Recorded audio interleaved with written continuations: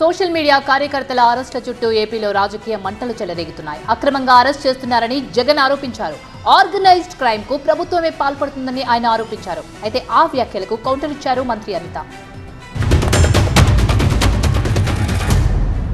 నీ మీద ఎందుకు 420 కేసు పెట్టకూడదు, నువ్వు చేసినది మోసం కాదా అని వైఎస్ఆర్సీపీకి సంబంధించిన ప్రతి కార్యకర్తకు పిలుపునిస్తా ఉన్నాను. ఈ రెండు కూడా ఇదే మాదిరిగానే పెడుతూ ట్వీట్ చేయండి.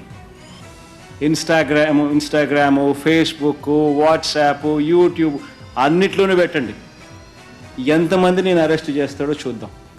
అరెస్ట్ చేయడానికి ఏదైనా ముందుకు వస్తే ఫస్ట్ నా దగ్గర నుంచి స్టార్ట్ చేయమని చెప్తాను. దీన్నే అంటారనమాట, దొంగడు పరిగెడుతూ దొంగ దొంగ దొంగ దొంగ అంటుంటాడట. ఆయనే పెద్ద దొంగ, అందరిని చూసిన అందరినీ దొంగ దొంగ అని అడుగుతుంటారు అనమాట. ఆర్గనైజ్డ్ క్రైమ్లో ఎలా చేయాలి అన్నది సిద్ధహస్తుడు జగన్మోహన్ రెడ్డి. దానికి సోషల్ మీడియా క్రైమ్ ఎలా చేశాడన్నది ఇప్పుడు నేను చూపించాను. వివేకానంద రెడ్డి గారి హత్య దగ్గర నుంచి మొదలు పెట్టుకుంటే ఆర్గనైజ్డ్ క్రైమ్ అనేది ఎలా ఉంటుందో మేము చెప్పక్కర్లే, ప్రజలు చెప్తారు. చెప్పారు కాబట్టే 11 సీట్లకి ఈరోజు పరిమితం జరిగేది.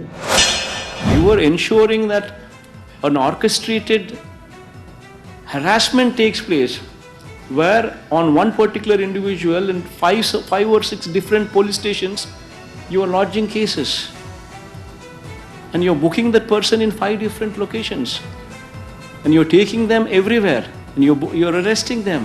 These are illegal detentions. This is not right.